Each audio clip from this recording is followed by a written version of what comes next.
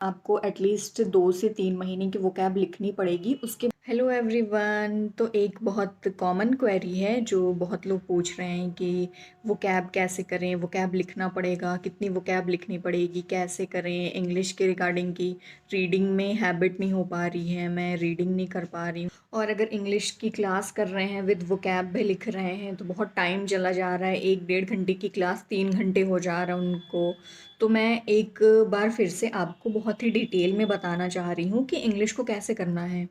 English बहुत simple है कि आप सबसे पहले एक तो एडिटोरियल करें। आप जिस भी टीचर को फॉलो कर रहे हैं, आप उनसे एक एडिटोरियल का सेशन जो वो रोज़ लेते हैं, आप उस एडिटोरियल को करें। फिर एडिटोरियल में जो वो वोकैब यूज़ करते हैं, जो वहाँ पे वो प्रेजेंट करते हैं वोकैब, आप उसको अपने लैंग्वेज में अपने हिसाब से जो आपको समझ आ रहा है, आपको हिंदी में समझ में आ रहा है उसका मीनिंग, आपको इंग्लिश समझ में आ रहा है, आप उस हिसाब से उस चीज़ को लिखें।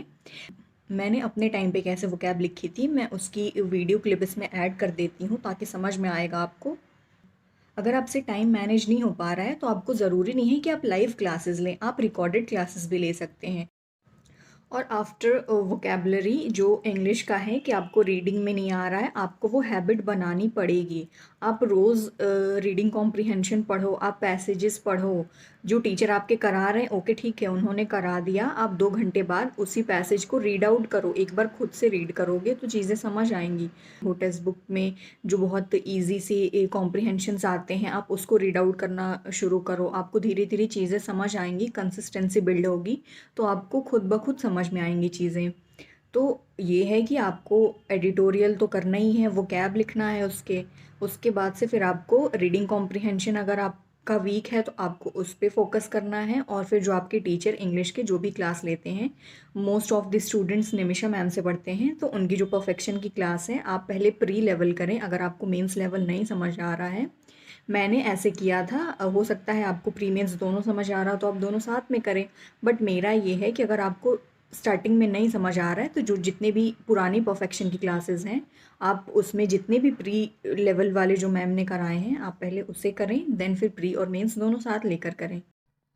जैसे ये मैंने अपने टाइम पे वोकैब के लिए नोट्स बना रखा था कि अगर एक वोकैब है उसके जो जितने सिनोनिम्स हैं मैम ने कराए हैं, सब मैंने लिख दिए।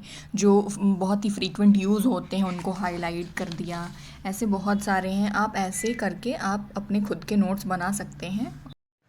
सो मुझे लगता है मैंने वो कैब की जो क्वेरी है उसका सॉल्यूशन बताया आप लोग को, वो कैब दिखाया कि आपको कैसे लिखना है, क्या करना है। आपको एटलीस्ट 2 से 3 महीने की वो कैब लिखनी पड़ेगी। उसके बाद वो खुद ही आपको फील होगा कि वही चीज़ वही वो कैब है बार बार जो रिपीट हो रही हैं, आप उसी को हाईलाइट करना या फिर उसको रिविज़न करना, जो भी हो आप अपने हिसाब से बाद में देख लेना। बाकी आपको फर्दर अगर और कोई क्वेरी हो या फिर और कोई डाउट हो तो आप कमेंट सेक्शन में पूछना, मैं आपके क्वेश्चंस के आंसर्स देने की पूरी कोशिश करूँगी। Okay, thank you.